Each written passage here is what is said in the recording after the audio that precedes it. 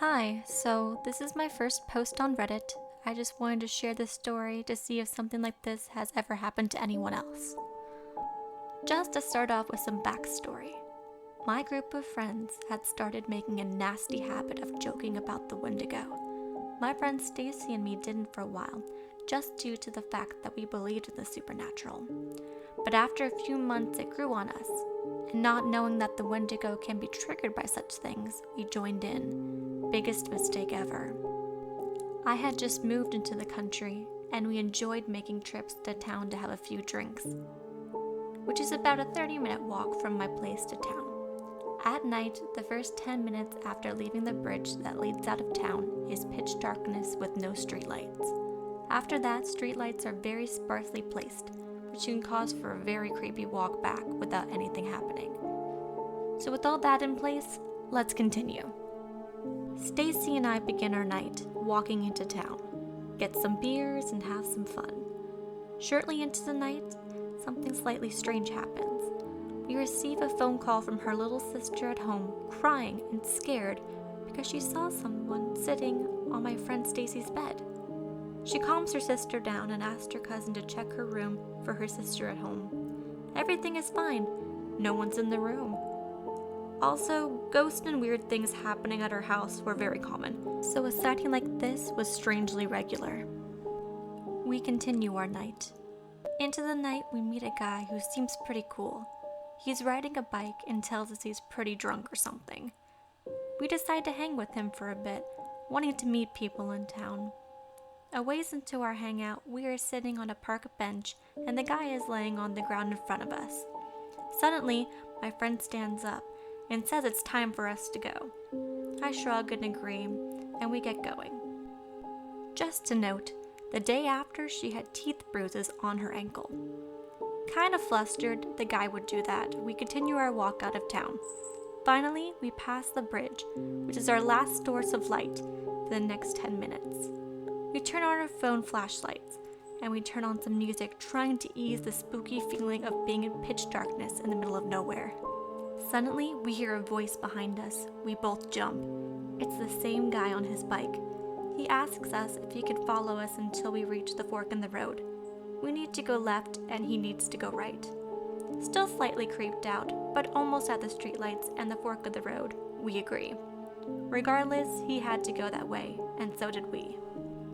After a bit of walking, we finally reached the fork in the road and the first streetlight. We sigh with relief, hoping he would leave, but he turns down our way instead of going the way he needs to go. Now at this point, we are thoroughly creeped out. We try to ignore it and keep walking, holding our breaths, wanting to reach the next streetlight, which is some ways away. Finally, after what felt like forever, we reach the next streetlight, which is also for some reason a small graveyard. I hate my area. Once we reach the streetlight, the guy stops dead in his tracks and doesn't move any further past it.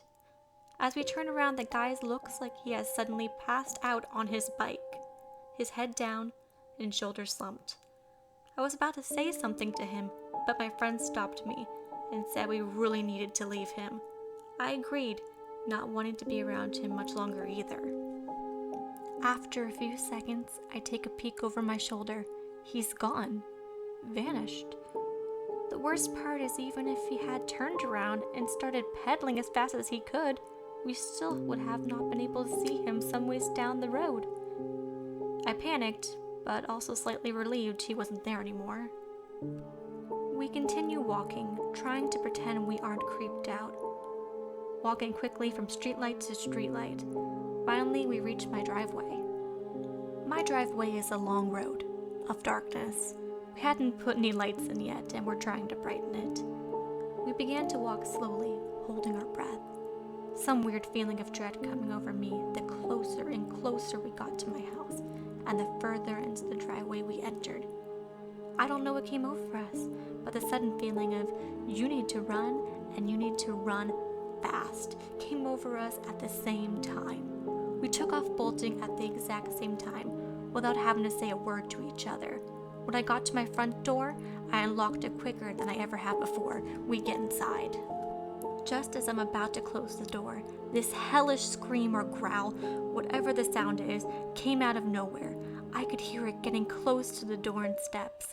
I slammed the door closed and locked it, and dropping to the ground in fear, we both sat there holding our breaths, scared to even breathe. Fast forward a couple weeks. Me and my Stacy had forgotten about what happened. Suddenly it came up in conversation and we tried to find out the sound we heard. Nothing worked. We looked up every possible animal, even animals that weren't likely. We spent an hour on this until we decided to look up the sound of a Wendigo. It was the only sound that fit perfectly. We don't joke or talk about it now. I won't, I hate to. Even writing this post made me feel scared to bring it up. Once again, this is my first post ever, so be gentle on me. I'm just really curious to hear if anyone had something like that happen to them. I also posted a link below of the sound we heard. The sound is on the very first clip. Also, I apologize for the length of this.